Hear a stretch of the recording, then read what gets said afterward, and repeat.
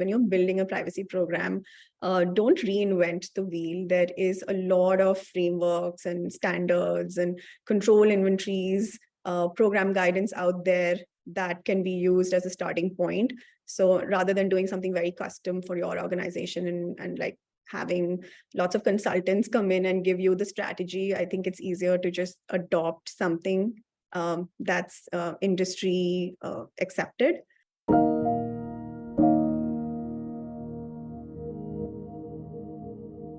Hi, I'm Nandita. I am the head of technical privacy and governance at DoorDash.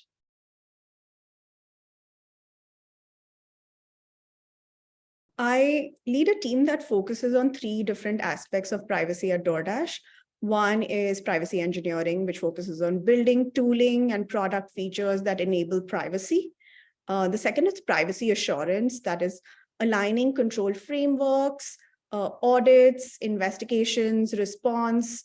The third function is privacy operations. So that's just the day-to-day privacy risk management and governance activities. My team works very closely with the legal side of privacy, the privacy compliance function, and diverse stakeholders across the organizations, primarily engineering, product, security, data, and other teams.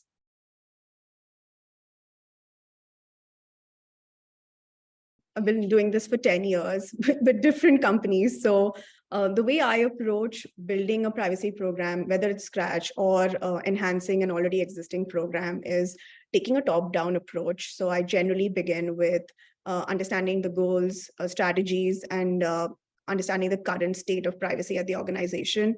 Once that's well understood, aligning with an industry accepted framework, a standard, ISO, NIST, both are really good. That's where that forms the baseline for policies, procedures, guidelines.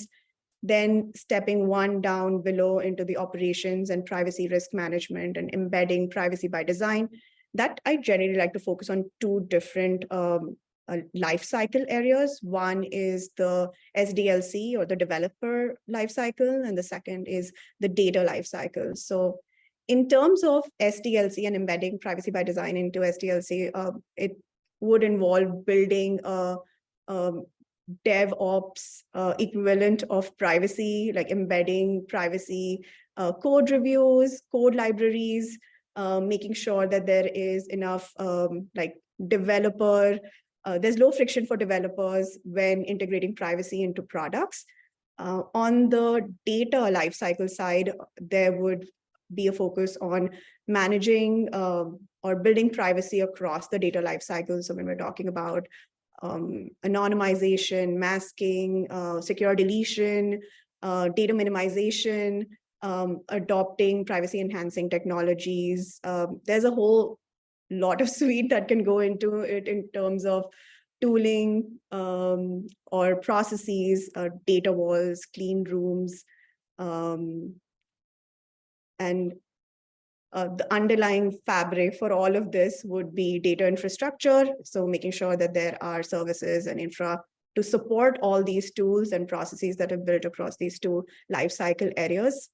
And then one of the most important ones is privacy awareness and training. That's the human aspect. It may include building a champions program to make sure everybody in the organization is aligned and has the same understanding of privacy. And all of this needs to be incorporated into some sort of privacy metrics and reporting so that the value of the privacy function can be demonstrated across the organization. You can get buy-in and resources for enhancing the program longer term, as well as identifying gaps and improving areas where there are deficiencies.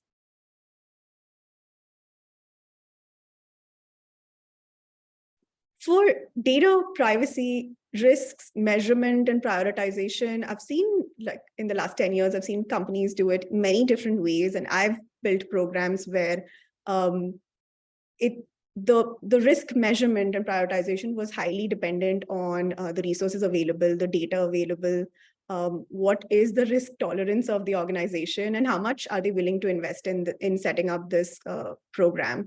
At the core, privacy risk is a function of likelihood of harm, impact or severity. And the third part is mitigating control effectiveness. So you need these three elements to understand what is the risk to an individual or to a particular function. To be able to appropriately do this, a number of different things need to be put in place. For example, how do you understand asset criticality? Do you already know this information? In terms of likelihood and severity, some companies take a individual approach where you're defining privacy risk and harm to an individual. Some companies tend to take an org approach, like what is the privacy risk to this for me as a company, and then try to like incorporate that into the enterprise risk management function. And then you need threat modeling. You need to have a good understanding of what mitigating controls you have and how are you testing it. Do you have a privacy assurance function that can adequately describe the effectiveness of these controls to be able to like build into the risk model? So it's easier said than done. And I've built programs which were aligned to compliance frameworks where like they were very GDPR focused programs where the risk was calculated primarily driven by DPIAs. And then you have built some programs which were very integrated with security function. So they used a FAIR model for assessing privacy risk. And then there were NIST has a privacy risk assessment methodology that's been used by some government entities. ISO has a privacy risk assessment framework, but most companies tend to use like a combination of these or just like build their own custom privacy risk measurement and scoring model that works for them.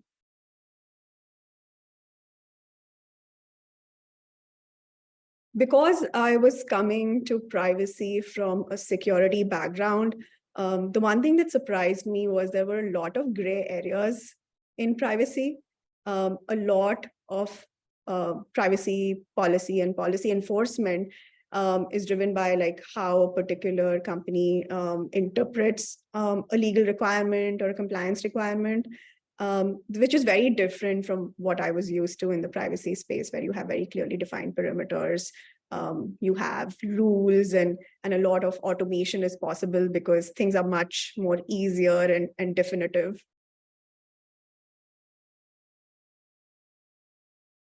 The most common challenge I see that privacy pros, especially privacy engineering folks face is regarding getting buy-in from leadership or just getting resources or headcount to be able to invest in maturity-related tooling or processes. In most cases, I've seen that there is a higher probability of success in being able to partner with other teams to be able to like get some of these implemented. Some examples are with security. Security teams may have some API governance tools, some DLP tools that can be used for privacy and privacy incident management as well. Similarly, data teams generally have tooling for data discovery or cataloging, which can also be used for privacy data maps. So if you're not getting bandwidth or if you're not getting the headcount and priority from leadership to be able to implement programs that are on your roadmap, then finding allies in other teams is a good idea.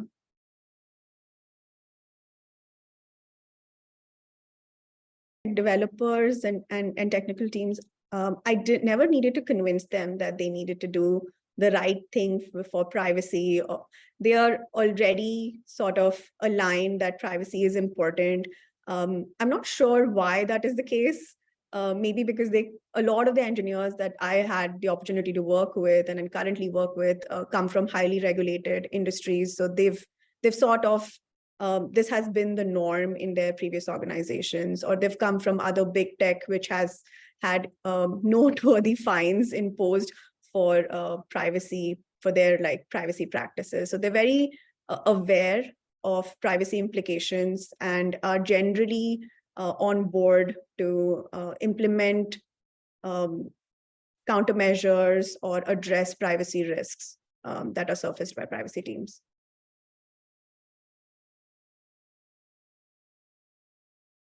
I have three best practices. Obviously, there's the lot of like three that come to mind are the first one is when you're building a privacy program, don't reinvent the wheel. There is a lot of frameworks and standards and control inventories, program guidance out there that can be used as a starting point.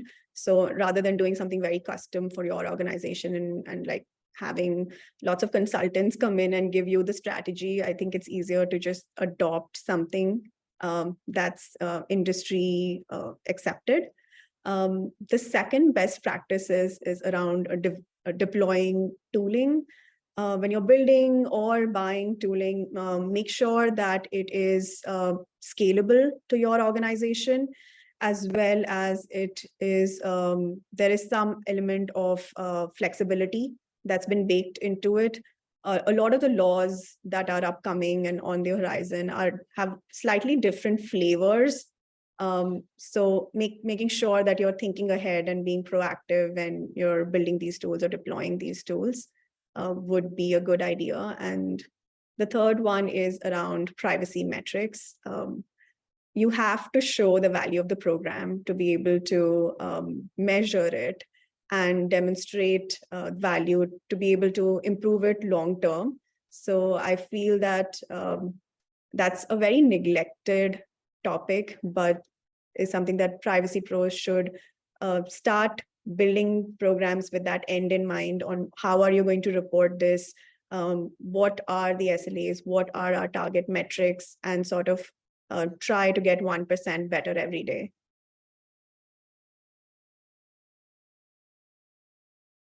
In terms of metrics, there are two types, I would think, from like strategic metrics where you're looking at, you've maybe done an assessment or a benchmarking exercise against the peer group or some best-in-class organization, and metrics around where you are, whether you're like on the maturity scale with to your target maturity, that's like at the strategic level. But on the tactical and operational side, there's so many metrics around each area that we talked about earlier when we build the privacy program in terms of like DSARs or individual rights. Are you maintaining your SLAs? In terms of like what has been the user experience with those? Have complaints reduced? And in terms of training and awareness, again, like have you done like what's your training coverage? Has that led to a decrease in privacy vulnerabilities from developers? Is there are marketing product teams aligned in terms of operational metrics such as third parties? Are you doing like a vendor risk due diligence program? What are some common areas? How many are going through an accelerated review? Pretty much everything that you do in privacy should result in some metrics that should be reported. And then ultimately, it should like roll up into the strategic metrics that show that as a program, we are moving ahead.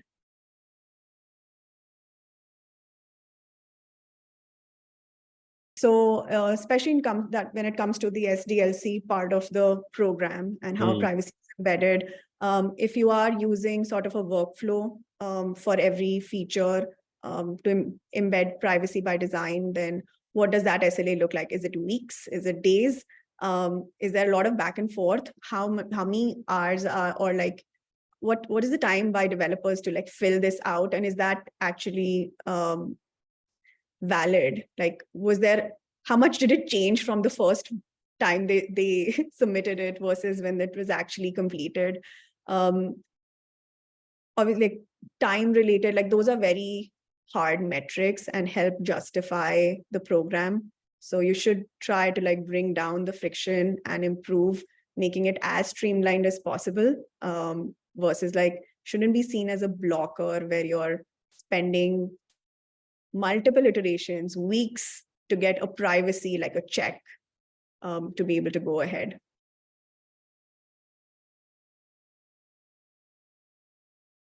For privacy in general, there is like no surprises that because of the macroeconomic conditions that we are facing, every company is trying to like cut costs. There have been massive layoffs across the industry, especially in tech. Um, I I think it's highly likely that there won't be any increase in budgets for privacy teams. Best case, they will be able to retain the budget that they had last year. So with that in mind, I think there is going to be an increased focus on um, privacy teams being required to do more build versus buy evaluations. With limited budgets, I feel that there would be a lot of interest in buying tooling versus building it in-house, even for companies that have typically built the rest of their tooling in-house. So I think this is going to be a year where with limited resources, there would be more privacy tool procurement. The second prediction is around laws and just how the legal landscape is evolving in the US. But we have various state laws that are on the horizon. There's the California Age-Appropriate Design Code. On the global front, India, Indonesia, China, South America, there's like a lot of countries that are rolling out new privacy laws or making substantial changes to their existing privacy laws. So with these additional considerations, privacy teams would have to align their compliance strategy and be proactive on how they comply, sort of like bake that into their roadmaps for this year. And the last prediction is around AI. There's been a lot of focus on AI ethics, explainability, and transparency. And with the EU AI Act, which is coming up, and I believe NIST is launching their AI risk management framework this week. So there's a lot of interesting moving parts in this space. And I feel that this is going to be an area where privacy teams are going to be asked to lean in more and at least like plan for what is going to happen in the future.